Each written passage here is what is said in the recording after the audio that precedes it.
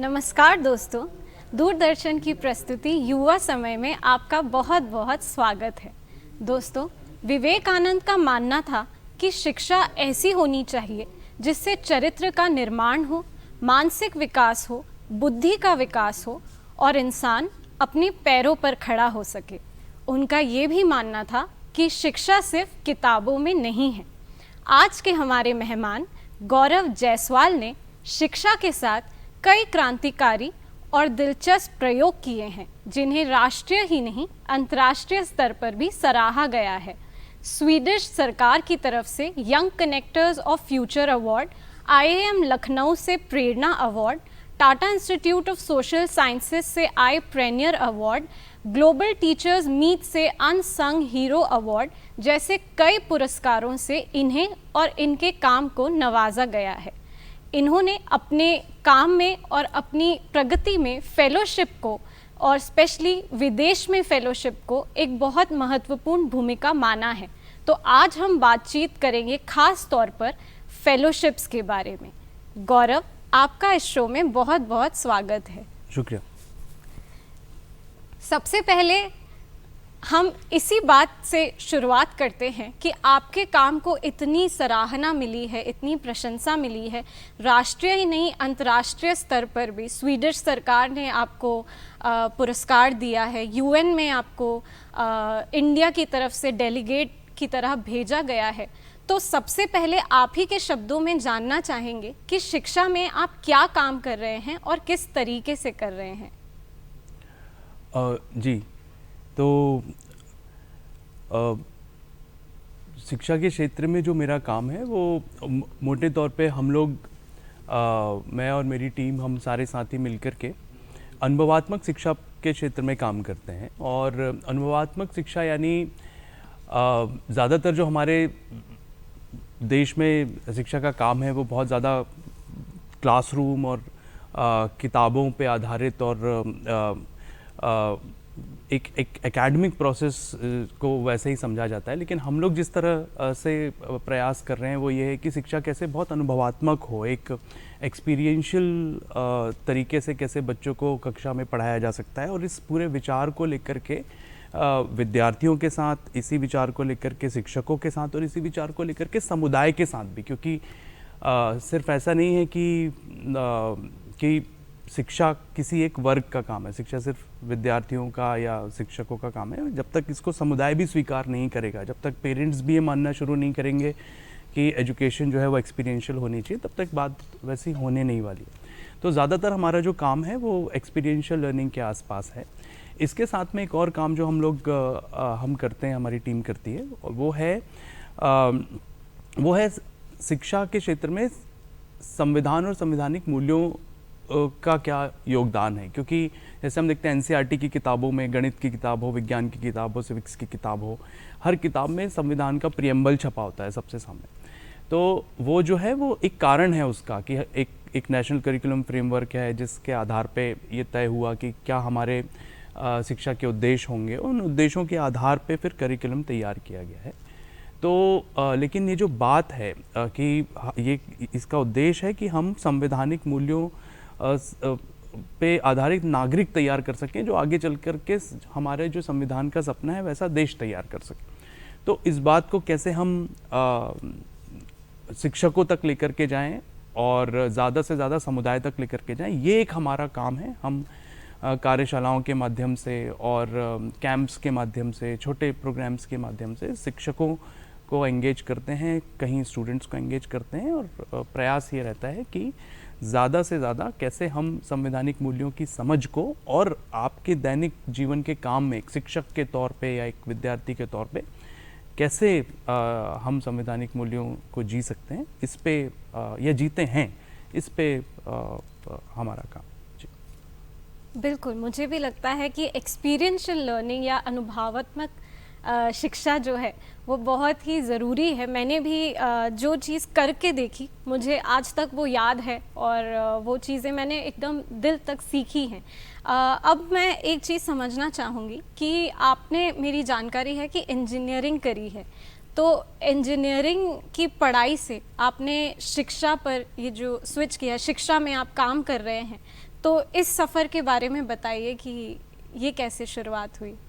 जी, तो एक तो पहला प्रश्न यही है कि इंटरेस्ट किस चीज़ में है आपका, किसी भी विशेष तौर पे युवाओं को या और विद्यार्थी जो इस चर्चा को सुनेंगे उनके लिए भी मेरा यही प्रश्न है कि सबसे पहले तो ये खोजना। और हमारे देश में होता ये है कि बहुत ज़्यादा, क्योंकि काउंसलिंग का अरेंजमेंट नहीं है, कम उम्र से हम बहुत ज़्यादा ये वाली बात नहीं करते कि किस तरह के हमारे इंटरेस्ट हैं, तो इंटरेस्ट को खोजने में बहुत ज़्यादा काम नहीं होता। तो क्योंकि इंटरेस्ट को खोजने में काम नहीं होता तो उस रास्ते हम निकल पड़ते हैं जिस रास्ते सब चल रहे होते हैं। जैसे भाई मुझे पता चला कि मेरे कोई रिश्तेदार है या मेरे कोई कज़न भाई हैं, उन्होंने इंजीनियरिंग करी है, तो चलो उन्होंने कर दी तो मैं भी कर लेता हूँ।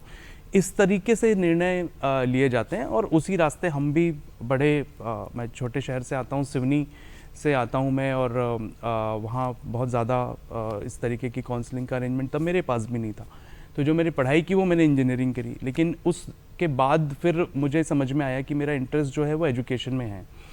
तो पर पढ़ाई मैंने इंजीनियरिंग की थी, काम मुझे एजुकेशन में करना था। तो फिर अब जो आपको काम करना है उसकी भी आपको कुछ एक्सपर्टीज़, कुछ समझ तो हो, नहीं तो आप काम कैसे करेंगे। तो उसके लिए फिर मुझे ये इस बात का रियलाइजेशन हुआ कि ऐसे बहुत सारी अपॉर्चुनिटीज़ हैं जो भले ही एकेडमिक अपॉर्चुनिटी नहीं है, किसी कॉलेज में कोई बीएड की डिग्री नहीं है या कोई एमफिल की या पीएचडी की डिग्री नहीं है, लेकिन वहाँ पे आपको सीखने बहुत मिल सकता है अलग अलग क्षेत्रों में। तो क्योंकि मेरी रुचि शिक्षा में थी तो ऐसे बहुत सारी मुझे अपॉर्चुनिटीज़ भारत में मिली। अलग अलग लर्निंग एंड लीडरशिप जर्नी नाम की एक फेलोशिप प्रोग्राम का मैं हिस्सा रहा। एक सोशल इम्पैक्ट इंटरनेशनल की एक फेलोशिप होती थी, उनके साथ मैंने एक साल सीखने का काम किया। तो इस पूरी प्रोसेस में मुझे दो चीज़ें समझ में आई। एक तो शिक्षा को लेकर के मेरी समझ बढ़ी, और दूसरा जो काम है वो कैसे होगा। मतलब एक तो आपको शिक्षा का काम करना है, लेकिन आपको एंटरप्राइजिंग भी तो करनी है। संस्था चलेगी तो कैसे चलेगी, उसकी क्या प्रक्रियाएं हैं, फंड रेजिंग कैसे होगी, बेसिक्स ऑफ मार्केटिंग है या फिर ब्रांड पोजिशनिंग है।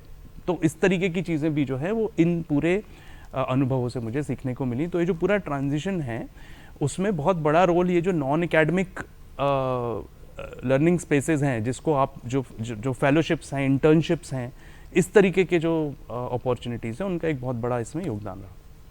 बिल्कुल, बहुत इंटरेस्टिंग लग रहा है ये जो आप नॉन एकेडमिक या फेलोशिप्स के बारे में बता रहे हैं कि इनसे सचमुच काफ़ी कुछ सीखने को मिलता है। जैसे आपने कहा कि एक्सपीरियंशियल लर्निंग, तो हम डिग्री तो ले लेते हैं और सब लोग के पास कुछ ना कुछ डिग्री आ जाती है, लेकिन कई बार हमें ये समझ नहीं आता कि हम किस तरीके से चीज़ों को आगे जाके अपनी लाइफ में करें।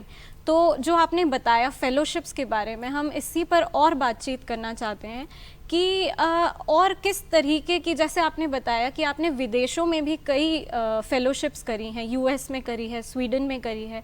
तो इस बारे में थोड़ा बताइए कि आपको ये कैसे प्राप्त हुई और आपका कैसा अनुभव रहा वहाँ पे। तो मैं उदाहरण के तौर पे स्वीडन वाली जो जिस कार्यक्रम में मैं था स्वीडन में, उसका नाम था यंग कनेक्टर्स ऑफ फ्यूचर। और ये कार्यक्रम जो है वो स्वीडिश सरकार चलाती है, और स्वीडिश सरकार का अपना एक इंस्टीट्यूशन है जो वहाँ की फॉरेन मिनिस्ट्री के अंडर आता है, जिसका नाम है स्वीडिश इंस्टीट्यूट। तो वो बेसिकली इस तरह के अलग अदर देन स्वीडन से के अलावा जो दूसरे देश हैं, वहाँ ऐसे यंग लीडर्स को खोज करके जिनमें उन्हें कुछ पोटेंशियल लगता है या उन्हें लगता है कि ये आगे कुछ बड़ा कर सकते हैं, वैसे लोगों को खोज करके और फिर उन लोगों के साथ एक पूरा 1 साल का एंगेजमेंट, वो एक प्रोग्राम है जो मेजरली लर्निंग प्रोग्राम है। तो स्वीडिश इंस्टीट्यूट असल में एक इंस्टीट्यूशन है जो कि अपने करिकुलम और कोर्सेज डिज़ाइन करता है और बहुत अच्छा प्रोग्राम डिज़ाइन करता है।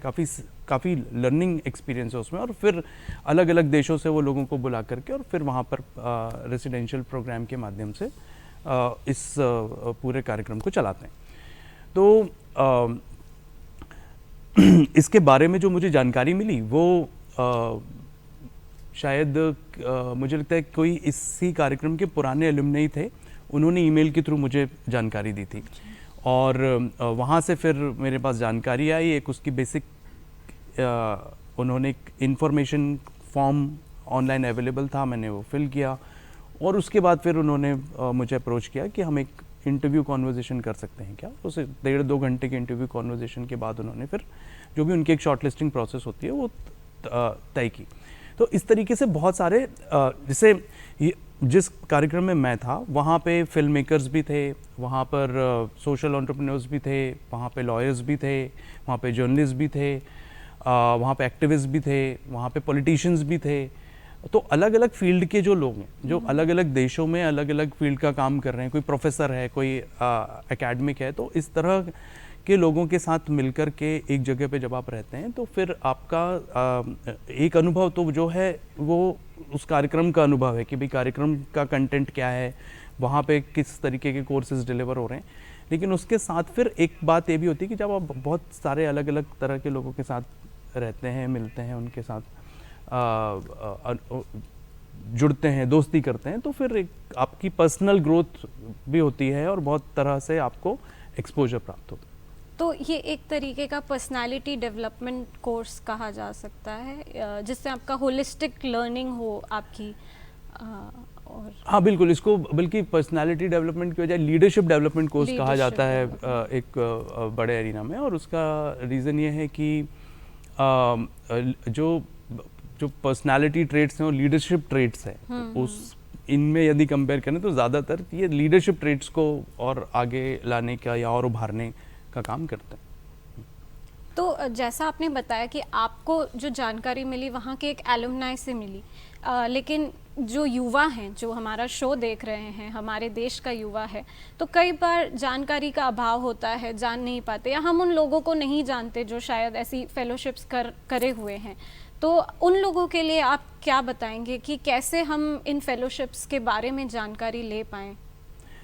जी, तो देखिए सबसे पहले तो समझना है कि किन किन फील्ड्स में फेलोशिप्स ज़्यादा इजीली अवेलेबल है।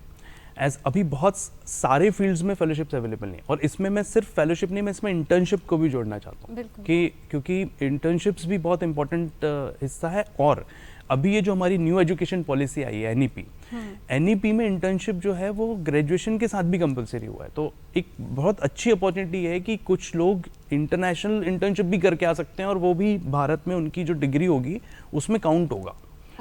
एक चीज़ तो इंटर्नशिप को भी इसमें जोड़ना बहुत ज़रूरी है।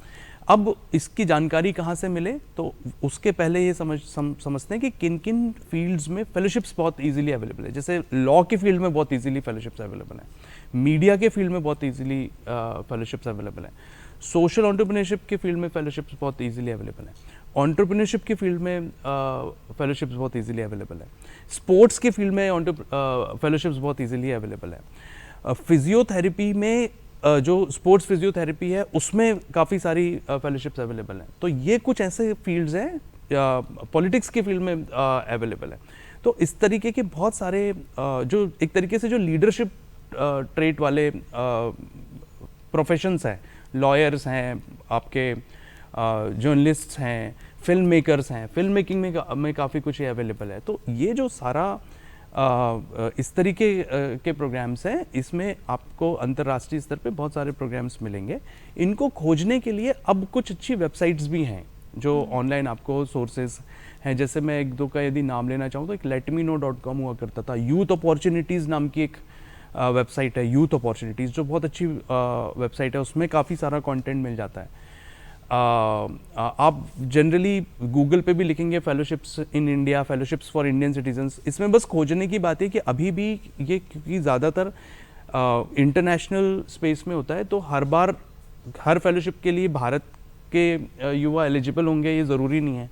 तो थोड़ा आपको खोजना पड़ेगा। आप 5-10 आर्टिकल्स पढ़ेंगे या 5-10 पोस्टिंग्स पढ़ेंगे तो आपको उसमें से 2-3 ऐसे मिलेंगे जिसमें आप एलिजिबल हैं। फिर उसमें भी कई बार एज बार रहता है कि कोई फेलोशिप ऐसी होती है जो 21 साल या 25 साल तक के लोगों के लिए होती है, कोई 30 साल तक के लिए लोगों के लिए होती है, कोई 35 साल तक के लिए होती है, कोई सिर्फ महिलाओं के लिए होती है।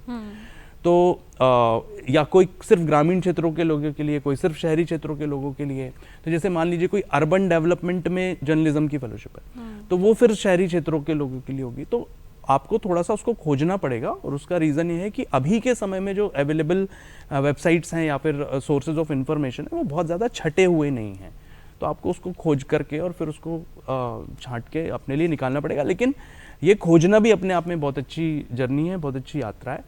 और इसको करते करते भी आपको बहुत कुछ सीखने मिलेगा। मैं बस एक आखिरी बात इसमें और जोड़ना चाहता हूँ कि अब ये इस इतने अच्छे स्केल पे हो रहा है दुनिया में कि इवन जो यूएस प्रेसिडेंट हुआ करते थे इसके पहले बराक ओबामा, उन्होंने अपनी एक फेलोशिप चला रखी है।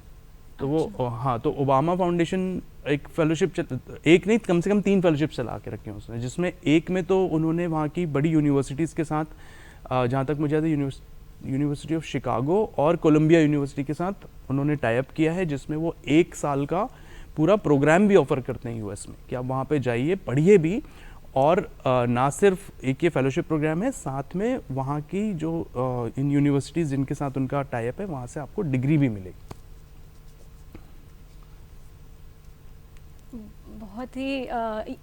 बहुत कुछ नया सीखने को मिला। letmeknow.com और youthopportunities.com, ये 2 चीज़ें मुझे लगता है, हाँ, जो युवा फेलोशिप में इंटरेस्टेड हों वो बिल्कुल जाएं और इनको एक्सप्लोर करें। मुझे लगता है मैं भी आज ही देखूंगी कि इन पर मेरे लिए भी क्या अवेलेबल है।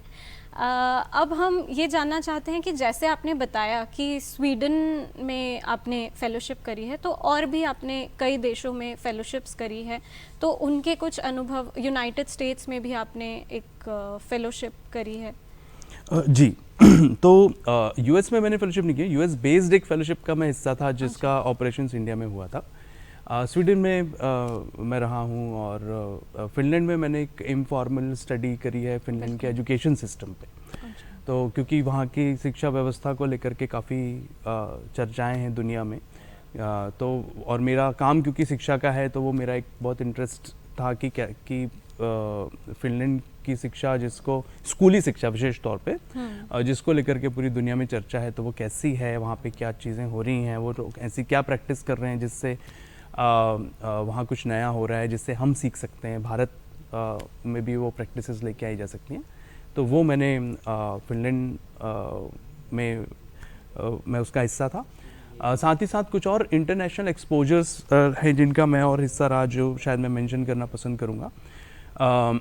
हांगकांग सरकार का एक कल्चरल डेवलपमेंट डिपार्टमेंट है, जो एक मैड एशिया करके एक बेसिकली वो एक इवेंट है, तो मैं उसका भी हिस्सा रहा, और बहुत मज़ेदार तरीके से दुनिया भर से वो आर्टिस्ट्स और प्रैक्टिशनर्स को इकट्ठा करते हैं। और उसका लार्जर आइडिया ये है कि जो अलग अलग तरीके के प्रैक्टिशनर्स हैं, कोई किसी भी फील्ड के प्रैक्टिशनर हो सकते हैं, इंजीनियरिंग के हो सकते हैं, और भी किसी फील्ड के हो सकते हैं, और आर्टिस्ट्स कैसे साथ में आकर के आर्टिस्ट्स अपने काम को डिस्प्ले करें और ये प्रोफेशनल्स अपने काम को डिस्प्ले करें, कैसे वो एक कॉमन रास्ते से दोनों का फ़ायदा हो, उस पे वो पूरा प्रोग्राम है। मैं उसका भी मतलब मैं उसमें भी पार्टिसिपेंट रहा हूँ, वहाँ रहा हूँ।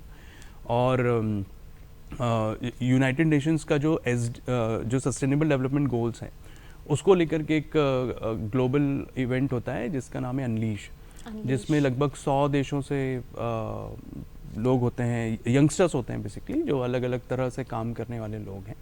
और फिर कैसे ये जो सस्टेनेबल डेवलपमेंट गोल्स हैं उन तक लोगों की प्रैक्टिसेस जो वो काम कर रहे हैं, उसके माध्यम से कैसे हम एक ग्लोबल विजन इसको लेकर के विद इन यूथ तैयार कर सकते हैं, उस पर ये होता है। ये सिंगापुर में जिस साल मैं उसका हिस्सा था, उस साल वो सिंगापुर में हुआ था। मज़ेदार बात यह है कि इस साल अनलीश भारत ने होस्ट किया है, तो हाँ, और हर साल ये अलग अलग दुनिया के देशों में हो रहा होता है। लंदन में हुआ एक बार, यूरोप में हुआ, डेनमार्क में एक बार, सिंगापुर में हुआ जिसका मैं हिस्सा था, इस साल भारत में हुआ। तो ऐसे अलग अलग देशों में ये होता है। तो इस तरीके के अलग अलग प्रोग्राम्स हैं जिनका मैं हिस्सा हूँ।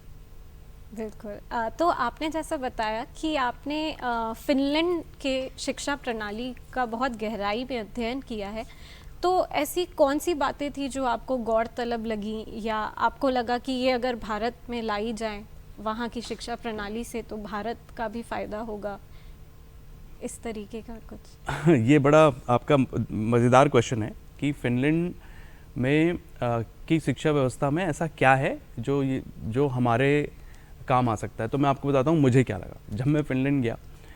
और मैंने वहाँ के स्कूल्स देखे, मैं वहाँ पे टीचर एजुकेशन यूनिवर्सिटी में भी रहा, उनके साथ टीचर्स के साथ मैंने काफ़ी लंबी लंबी चर्चाएं करी, स्कूलों में बच्चों के साथ चर्चाएं करी, पेरेंट्स के साथ चर्चाएं करी। तो मुझे जो समझ आया वो ये है कि तो 1936 में जब देश आज़ाद नहीं हुआ था तो भारत में एक चर्चा चली कि देश आज़ाद तो हो जाएगा लेकिन हम आज़ाद भारत के बच्चों को क्या सिखाएंगे, पढ़ाएंगे क्या? भाई अंग्रेज़ तो चले जाएंगे पर हम अपने बच्चों को क्या पढ़ाएंगे?